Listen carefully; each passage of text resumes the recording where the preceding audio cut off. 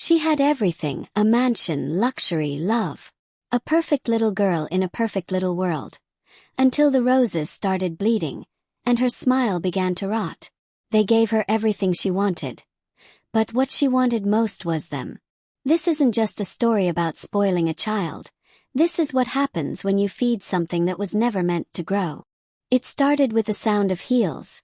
Soft, expensive, deliberate. They echoed down the polished marble hallway of the Whitlock estate, tapping a gentle rhythm that didn't belong to any of the servants. When the grand doors swung open, revealing the girl in the silver dress, everyone stopped. Mirabelle was 12 when the Whitlocks adopted her, and she didn't look like she'd ever belonged anywhere else. Pale porcelain skin, sleek raven black hair tied with a velvet ribbon, and eyes too wide and calm for a child. They said she came from nothing. An orphan lost in the system. But somehow, the way she held her chin said otherwise. She wasn't like the others they'd taken in before. This one. She carried herself like royalty. Mrs. Whitlock fell in love instantly. "She's perfect," she whispered, reaching out to touch the girl's hand. Mirabelle didn't flinch. She simply smiled, a small, knowing curl of her lips that made the housekeeper shift uneasily behind them. Mr. Whitlock, ever the silent observer, nodded. "She'll need everything." And so, she got everything. Mirabelle's bedroom was turned into a princess suite. Cream and gold wallpaper, crystal chandeliers. A bed so large it seemed to swallow her whole. Every day new dresses arrived. Satin silk lace. Her meals were custom designed by a private chef. She never asked for seconds, but it didn't matter. They gave her thirds. Mrs. Whitlock began hosting elaborate tea parties just for Mirabelle, sometimes with real guests, sometimes with porcelain dolls dressed to match her. "A girl deserves attention," she would say, brushing Mirabelle's hair 100 times a night. "She's never had real love.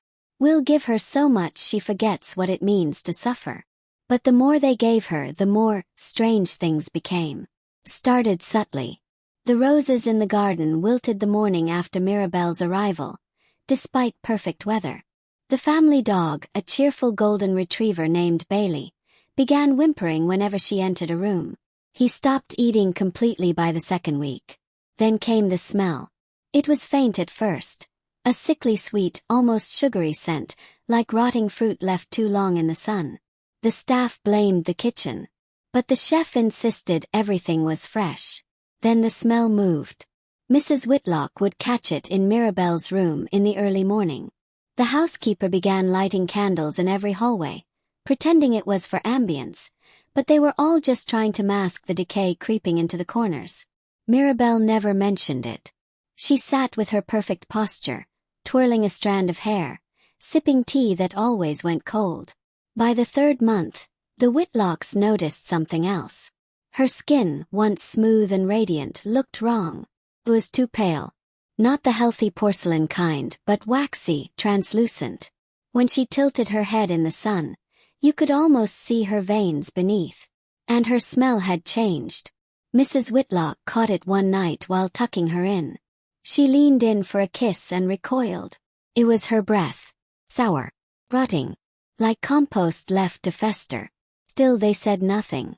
They bought her new lotions, perfumes, soaps scented with rose and jasmine. They told themselves she was growing, maybe hitting puberty early. Kids went through weird phases, didn't they? They just had to keep loving her harder. The help began quitting. First the maid, then the gardener. The chef lasted the longest, until one night he came out of the kitchen in a cold sweat, claiming something had touched his shoulder. Something wet and soft, though he had been alone. He left the next morning without collecting his final paycheck. Mr. Whitlock put out new ads. Triple the pay.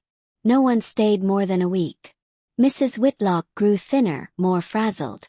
She began talking to herself while brushing Mirabelle's hair. "You're our daughter. You're beautiful.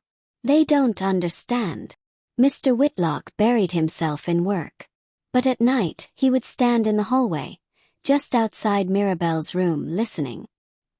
He never said what he heard, but his eyes became sunken and red, like he hadn't slept in weeks. Then came the night of the charity gala. The Whitlocks, still eager to maintain appearances, dressed Mirabelle in a gown of midnight blue velvet and diamond earrings. She looked like a tiny queen, elegant, untouchable. As they descended the staircase into the grand ballroom, all heads turned. Mirabelle smiled again, too wide, too still. And then someone gasped. A woman, standing near the hors d'oeuvres, dropped her glass of champagne. "She smells," someone whispered. Not just a faint scent this time. It hit like a wave, thick, putrid, unmistakable. Like rotting meat. People began to whisper. Then they began to leave. Mrs. Whitlock tried to save face, pulling Mirabelle away, insisting she had the flu. But it was too late. The scandal had begun. That night, back in her room, Mirabelle didn't cry. She never cried. Instead, she stood in front of her full-length mirror, staring at herself. Her skin had taken on a gray tint. She pulled up the sleeve of her nightgown and watched, unblinking, as a small piece of flesh peeled off her shoulder and fell to the carpet with a wet sound. Mrs. Whitlock found it the next morning and screamed. They called doctors, specialists, dermatologists. No one could explain it. Her vitals were normal. Her blood tests were clean. But the smell, stronger now, almost suffocating, persisted. And the rot spread. First her shoulders, then her back, then her legs. Mirabelle, however, never seemed in pain. In fact, she didn't seem to care at all. She still asked for tea. She still played with her dolls. She still wore her expensive dresses like they mattered. But she was falling apart. Literally. The Whitlocks didn't know what to do. Mrs. Whitlock suggested they move her into the basement. Just for a while. Somewhere cooler, less humid. Maybe it would slow the decay. Mr. Whitlock didn't argue. He didn't speak much anymore. They placed her in the old wine cellar, lined with stone and silence. They made it comfortable, brought down her bed, her books, her dolls. They tried to treat it like a game. "Just until we fix you," Mrs. Whitlock whispered, brushing a strand of hair from Mirabelle's face. Her fingers came away wet with pus. One night the housekeeper, one of the few who hadn't yet quit, was dusting the upstairs hallway when she heard the sound. Scraping. Not like furniture. Like flesh on stone. She followed it to the basement door and pressed her ear against it. The whisper came through, soft, musical. "I'm hungry." The Whitlocks began feeding her more. Not just meals now. Raw meat. Liver. They told themselves it was medical. Some kind of condition. An iron deficiency. But Mirabelle wanted more. And the rot continued. By the end of the week, half her face had collapsed. Her jaw hung slack. One eye clouded over. Yet she still smiled. Always smiling. One morning Mrs. Whitlock brought her breakfast. Rare steak and sweet tea, and found the bed empty. The smell had filled the cellar. A tangible decay in its purest form. She called for Mr. Whitlock. They searched the estate. They found her in the garden, standing barefoot in the dead rose bushes, staring up at the sky. Her nightgown was soaked through. Her skin was peeling in long strips down her arms. "Mirabelle," Mrs. Whitlock whispered. "You can't be out here. I'm not cold," Mirabelle said. It was the first thing she'd spoken in days. "I don't feel anything." He turned. "And neither will you." Mrs. Whitlock screamed. Mr. Whitlock ran forward, but froze mid-step. Because something was moving in the soil. The rose bushes, dead for weeks, were twitching, wriggling. And from beneath the ground, pale fingers began to emerge. Small, child-sized, and rotting. They should have burned the garden. That's what the housekeeper muttered under her breath as she backed away from the writhing soil. Her voice was shaky, but her eyes were certain. Something's been buried here. Something that wants out. But Mr. Whitlock wasn't listening. He was frozen, eyes locked on the pale, decomposing hand clawing up through the dirt. It twitched, fingers curling and uncurling like it had forgotten how to move. Then another hand. Then a foot. Then a face, half skeletal, half soft, with eyes that rolled back white into its skull. And in the middle of it all stood Mirabelle, smiling. Not afraid. Not even curious. Just calm. As if she'd been expecting it. Back inside, Mrs. Whitlock begged. Her voice cracked as she reached out to the girl. But Mirabelle didn't move. She tilted her head, her loose jaw creaking slightly as she whispered, "They're hungry." The ground split wider. Rotting children pulled themselves out of the earth, one after the other. Girls. All shapes and sizes. Their clothes tattered, faces melted from decay, but each one locked onto the house with dark, empty eyes. The Whitlocks fled, slammed the mansion doors shut and locked every window. They called the police 3 times. No one came. The housekeeper quit that night, packing in silence. Before she left, she turned to Mrs. Whitlock with a haunted look. "You think she's your daughter," she said. "But she's not. She never was." And with that she was gone. That night the air grew thick, heavier than fog, tasted sour and metallic. The smell of rot was inescapable now.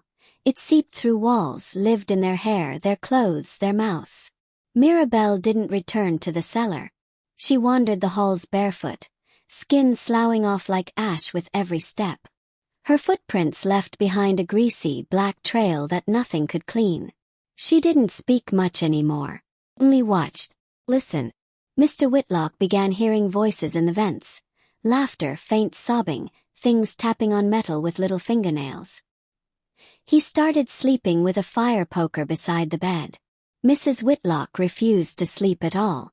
They tried boarding up the garden, nailed the doors shut, bricked over the lower windows. But the smell only got worse. And Mirabelle only smiled wider. They tried one last desperate thing. Priest. Father Carroll arrived the next morning, shoulders squared, Bible clutched tight in one hand and a bottle of holy water in the other. He barely made it 15 minutes. He entered Mirabelle's room alone, shutting the door gently behind him.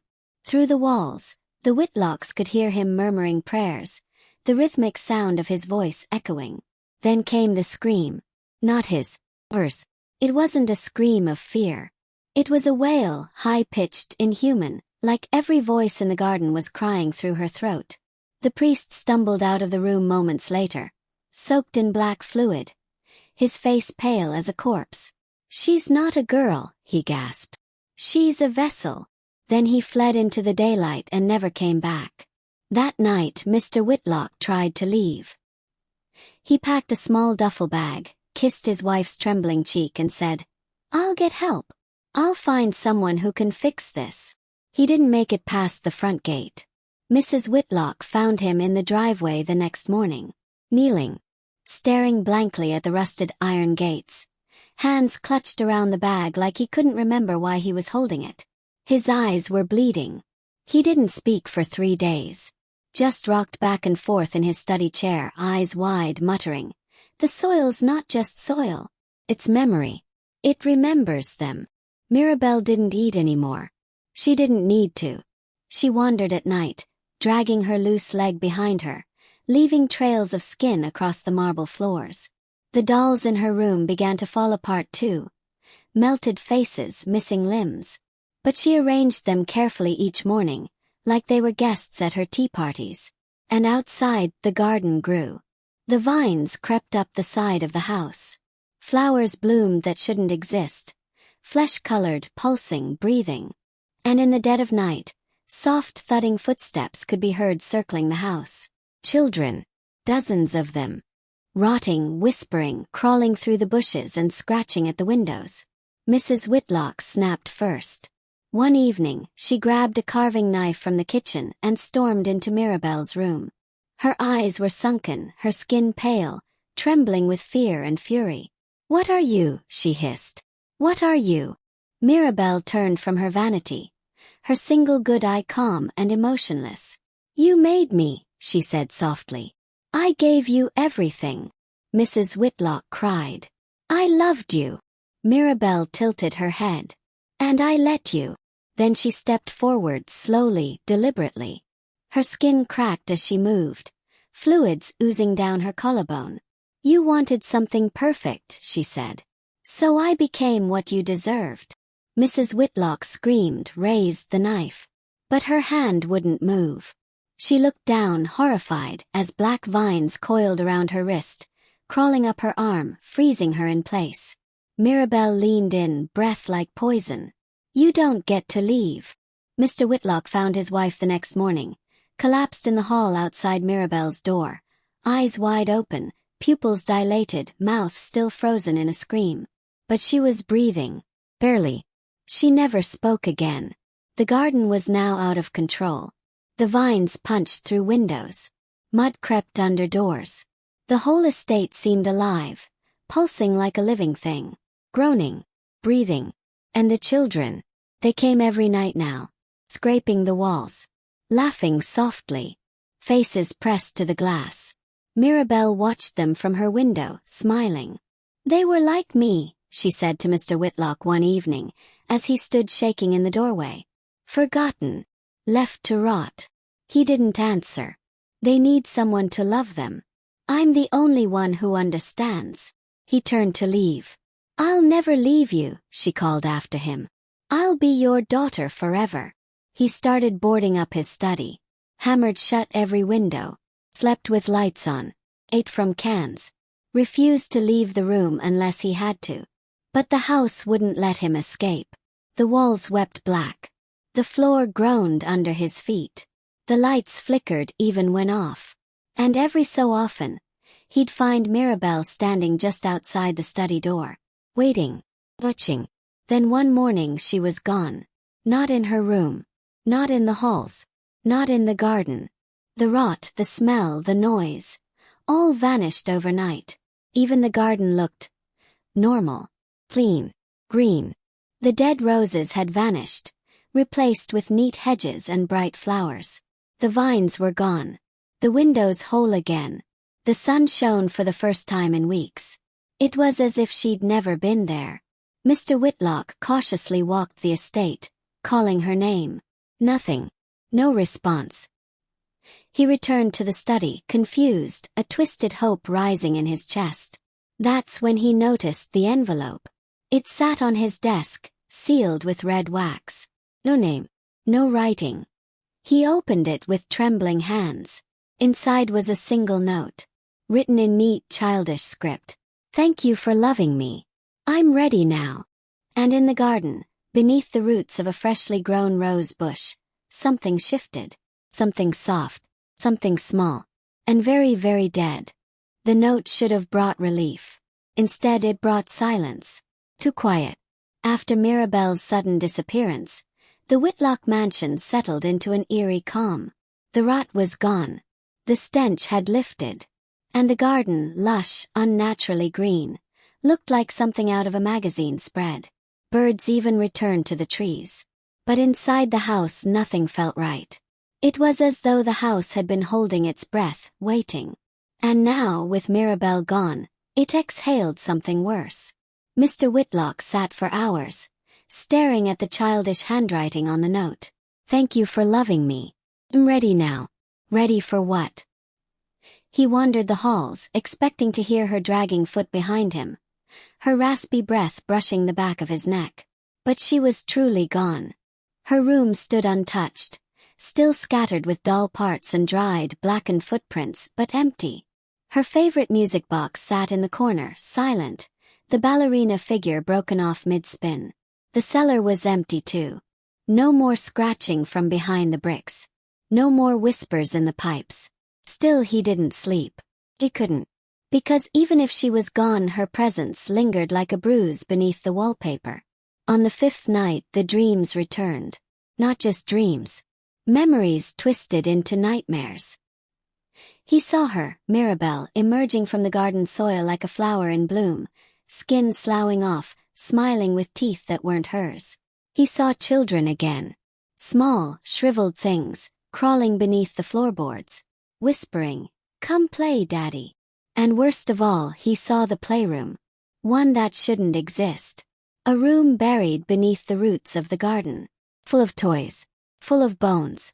Mr. Whitlock woke screaming, soaked in sweat, hands tangled in his bedsheets like vines. He scrambled to the window and looked out. The garden had changed again. The rose bush where he found the note was gone. In its place stood a small wooden door, partially buried in the soil, covered in writhing roots. He hadn't put it there. He didn't even know it existed. It hadn't been there yesterday. The next morning, he returned with a shovel. He hacked at the roots until his palms blistered, dirt caking under his nails. The door was small, barely wide enough for a child. But he pried it open. Staircase led down. Cold air rushed upward. Damp, thick with mildew and something sweeter, almost coppery. The walls were earth and stone.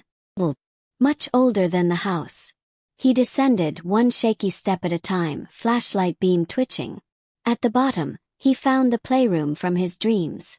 It was massive. Wider than any room above ground. The walls were lined with shelves of broken toys. Porcelain dolls, stuffed animals stitched with extra limbs, wooden horses missing eyes. They weren't dusty. They were used. The carpet was worn down in rings, as if children had paced in circles for years. In the center sat a large trunk, the kind you'd expect to find in a magician's act. It was sealed with a rusted padlock stained brown. Something wet leaked from its bottom. Mr. Whitlock stepped closer, heart hammering. A soft voice whispered behind him. "Want to see what I made?" He turned. No one. Only shadows. Only silence. He lifted the flashlight toward the ceiling. Hundreds of small handprints stained the stone above him. Some fresh. Some moving. He ran. The next morning the door was gone. Reburied. Like the garden had swallowed it again. Mr. Whitlock called an excavation team, telling them he wanted to install a wine cellar. But when the workers arrived, the garden refused them. Shovels broke on roots. Machinery short-circuited.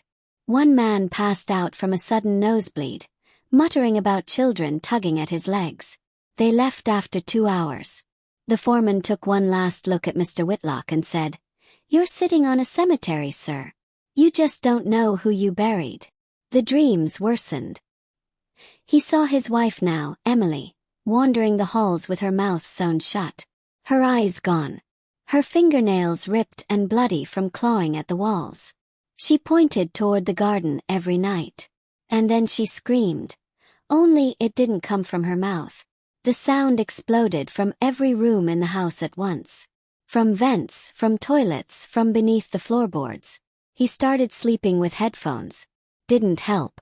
Because the whispers knew his name now. Then came the smell again. Soft at first. A hint of iron and old water. Then stronger. Like something had died in the pipes. He called a plumber. The man never came back. Just left his tools in the hall. His truck idling in the driveway. Mr. Whitlock found a note scrawled in grease on the bathroom mirror. "She's feeding them again." And then she came back. Mirabelle. Or something wearing her face. He spotted her one evening, standing at the edge of the garden, hands clasped neatly, dress flowing in a wind that didn't exist. Her face had changed. It was cleaner, softer, beautiful almost, too beautiful. But her eyes were wrong, too deep, too hollow, like they had no bottom. She raised one hand and waved at him, gently, lovingly, then pointed toward the playroom that no longer existed. That night he dug again, this time not for answers but for escape. He dug straight through the basement wall, desperate to tunnel out beneath the cursed property. But the dirt refused him. It grew harder, wetter, until it became impossible to dig. Roots tangled around his arms, pulling him back. And then he heard the lullaby. Mirabelle's, soft sweet, being sung by hundreds of voices in unison. "You gave me gifts and praise and gold. But what I needed was your soul." He woke up in the garden, naked, drenched in mud and blood. His hands were raw. There were scratch marks across his chest, like tiny hands had clawed him from the inside. The wooden door stood open before him. Inside, the playroom lights flickered. A child's voice echoed. "Come play, Daddy. We saved a seat for you." He ran. He ran through the house, through the front door, across the street. The neighbors found him hours later, collapsed on their lawn, muttering the same phrase over and over. "She never left." She just made room. They hospitalized him. Sedated, restrained, incoherent. He spoke of dolls that bled and gardens that remembered. He spoke of a child who never grew but always decayed. And always, he whispered about the trunk in the playroom beneath the roots. One night he stopped whispering, because his mouth had been sewn shut, just like his wife's. And in his empty hospital bed, they found a note written in that same neat, childish script. Daddy said I could keep playing forever. Meanwhile, back at the Whitlock estate, the mansion was silent once more, until a for sale sign appeared on the front lawn. And the garden bloomed with roses that smelled like meat. 2 months later, the Whitlock house had a new owner. Claire Langston was a real estate photographer and social media influencer with a growing TikTok following and a knack for flipping cursed homes for clicks and cash. She didn't believe in ghosts. She believed in algorithms. When she saw the Whitlock listing, she saw an opportunity. Abandoned mansion. Mysterious past. The tragic story of a millionaire who lost his mind and vanished from a hospital. It was viral gold. Haunted estate renovation. Episode 1, she said into her camera on the first day, sweeping the camera toward the looming house. Let's see if this place lives up to the hype. She didn't know then how much it would. Claire moved in alone. She planned to renovate for 6 months, paint the walls, fix the creaky floorboards, install some high-end lighting, and fill her feed with spooky but fun content in the meantime. First it was perfect. Dusty but charming. Creaky but quaint. Lots of hidden corners and atmospheric lighting. Her first video hit over 3 million views in 48 hours. People loved the aesthetic dread of the place. She started a series called House Diaries. She posted twice a week. Her audience kept asking the same question in the comments. Who's the little girl? Claire didn't understand. She didn't have a daughter. She never included kids in her content. But in several of her videos, especially the ones filmed near the garden, viewers spotted a small figure in the background. A girl in a white dress, standing among the roses, sometimes waving, sometimes just watching. Claire figured it was a glitch or a prank edit. Until she saw her. For real. It was around 2 a.m. when Claire wandered into the kitchen for water, and saw the girl standing just beyond the glass doors. White dress soaked in dew.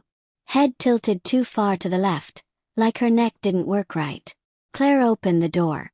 Hey, she called. Are you okay? The girl didn't speak. Just walked slowly backward into the garden and disappeared behind a thick wall of roses. Claire called the cops. They found nothing. No footprints, no sign of forced entry, no reports of missing children in the area. Just dirt. And roots. Lots of roots. The next day, Claire reviewed the footage from her motion cameras. Nothing at first. Then, at 1:58 a.m., her screen flickered. For a few frames it was just static, then the girl appeared. One frame. Frozen in place. Face inches from the lens. Mouth open. Inside her mouth were teeth that weren't hers. Rows of them. Small, jagged. Children's teeth. Claire stopped filming for a few days after that. But the algorithm doesn't like silence. So she posted again. She called it, I Think My House Is Actually Haunted Part 6. It was her biggest video yet. And it's what led her to the playroom. Her audience had been begging for a house tour, especially the basement, which she hadn't shown yet. She filmed it late at night, walking through the lower halls with a flashlight. I swear, it smells like something died down here, she whispered, panning the camera along the wall. And I didn't put this here. Pause. There was a door at the far end of the hall. It hadn't been there the day before. Carved with childlike symbols. A triangle with an eye. Spiral. Tooth. Claire reached for the handle. The door swung open by itself. Inside was a staircase, descending into darkness. The air that rushed up was wet and warm like exhaled breath. She should have stopped filming. She didn't.